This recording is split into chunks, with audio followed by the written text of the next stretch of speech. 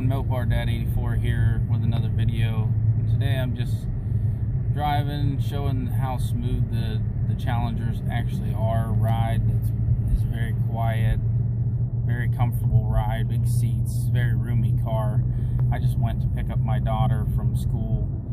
As I've mentioned in other videos, it's my daily driver. I drive this to work every day. I use it as a family car. I get groceries in it, whatever we need to do. We have a van for if we got all the kids, but if I'm going to pick up one or two kids, or I take a couple kids with me here or there and the wife's home, then I take this. Good on gas. It does the best on gas of anything that we have, and that's some of what I'm going to display in the video is the gas mileage, and also just how smooth it is. You don't hardly feel the car shift. It's just really smooth. 8-speed automatic. It shifts are really quick. It's just an overall great comfortable car that you can daily drive, and it's just as practical or more practical than a lot of other cars that you could choose from to be a daily driver. It's definitely more practical than say a pickup truck to drive on the daily, because of course a pickup truck is going to use a lot more gas. Even if you get the V6, it's carrying a lot more weight. It's going to use a lot more gas. And if you get the V8, oh my gosh. My pickup truck gets about 13 miles to the gallon. So I try not to drive that to work that much. This here, I average a lot of times up close to 30 mpg. And I think I'm around 29 mpg right now. 28 or 29 right now. It's showing about 28.2 right now. So what I'm going to do is I'm going to reset the miles per gallon and see what I'm getting when I'm cruising at 55. But like I said, the overall mileage, highway, city, town, everything, average, usually I'm in between 27 and 29 mpg, and the rating is 30 for just the highway, and then I think the average is like 23. But I think the worst average I've ever had, which I do have some mods on this car, the worst average was I think 25. His 25.5 or something was my worst average, and that's winter, letting the car sit and idle for a while to get everything defrosted. I've had the car sitting for like 20 minutes at a time to get 25 mpg average. Usually I'm around 28, 29 mpg average. And that's with, obviously it's a sports car. I'm not driving it around easy all the time. Sometimes I'm getting on it a little bit, and doesn't really hurt the mileage that much. You still average a really good number. And I'm gonna go ahead and switch the camera around now, and so I can show the miles per gallon. Also, I'm going to reset it while I'm cruising at about 55 and see what it holds for the rest of the trip home. Okay, cruise control is set at 55, and as you can see in the top right corner, I'm averaging 28.2 miles per gallon. I'm going to go ahead and go in and reset there's my best 0 to 60. That's actually what I consistently pull that number now ever since I started running the higher grade fuel. That in combination with my cold air intake and exhaust is giving me a 6 flat, and the car was running a 6.4 stock. Because I got bigger wheels, sunroof, and everything, it makes it a little heavier. The stock rating is a 6.2, and I'm running a 6 flat.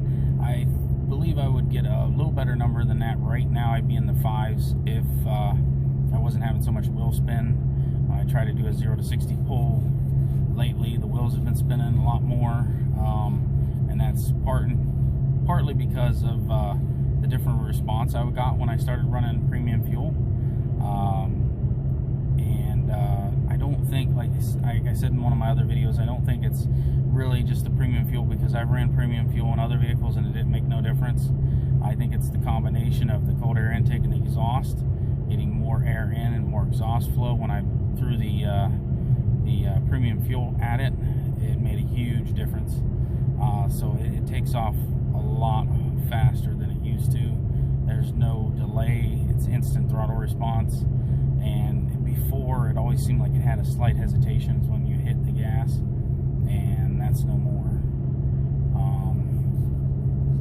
So yeah, let's go in and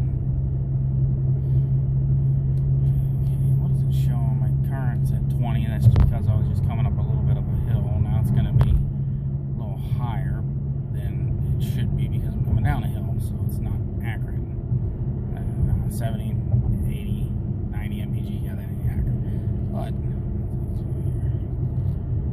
hold OK to reset. I'm gonna go ahead and do that.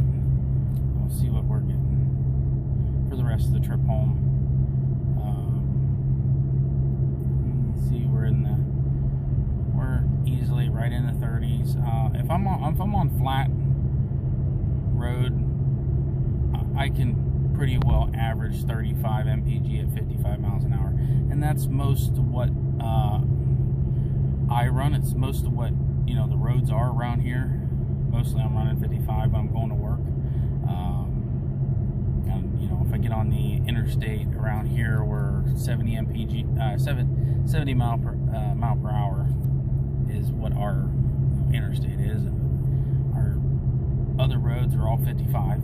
So this is why you can see where, even though I'm running in town and I'm running the highway and all that, there's a lot of the time where I'm running on these 55 mile an hour roads, and I try to stick the speed limit. If I do go over, it's not much. I try to stick with the speed limit, and I'll accelerate a little, you know, quickly sometimes a little bit, you know, but generally I try to stay within the speed limit. I don't want a ticket.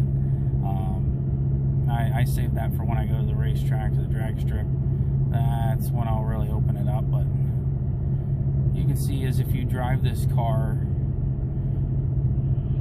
you know, normally you can get really good MPGs, you know, really good mile per gallon. So it's a very practical, big 5-seat car. You know, so being for a muscle car, you can compare it to the Camaro and the Mustang. They only seat 4. This seats 5. Now you don't got a ton of leg room, I'll admit, in the back, but I put our kids in the back, and they have plenty of leg room. But you know, an adult back there, you're gonna have to compensate a little bit of leg room in the front. You're gonna have to give up a little bit of leg room in the front to give them some leg room in the back. But other than leg room, I mean, it's a really big car, really good space in the back.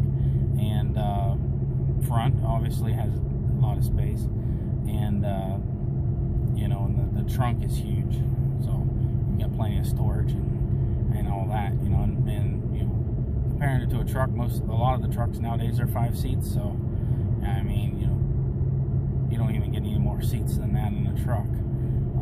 So you want more than 5 seats, you got to go to an SUV or a van, and that's why we have a van, because we have 5 kids, so when we all go out, we take the van. But like, you know, like I said, I mean, I drive this to work, so I don't need a van to drive to work, or a truck that's, you know, going to use more gas mileage. This makes a lot more sense. It's more practical. And you can see now, what are we at? We're at over 40 miles per gallon, and I've just had the cruise set at 55. We're on pretty level ground. Now I'm going to be turning up here, so the number's going to drop a little bit. We'll see how bad it affects the number. And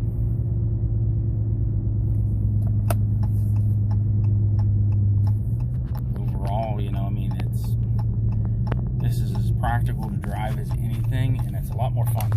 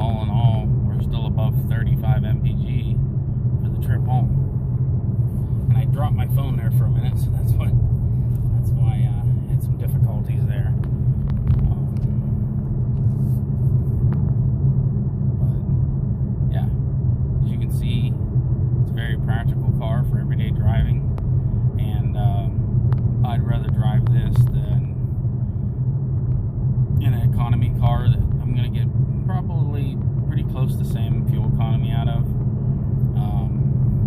Of course, if I was driving an economy car, I wouldn't be running premium fuel in it, probably, because it wouldn't make any difference. But if it did make any difference, I would run it, you know.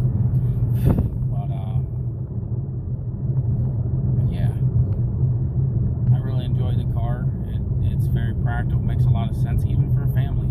If you got a small family, then no problem. Even if you got a big family, like your family doesn't go to work with you, so it's still a practical car. You're going to be driving it at least 5 days a week, or if you work 6 days a week. And then, like, I'm driving it right now on my day off when I'm get my daughter. And as you can see, the number, even though we lost a little bit there when we had to accelerate a little bit, we gained a lot of it back there. So the car does really good.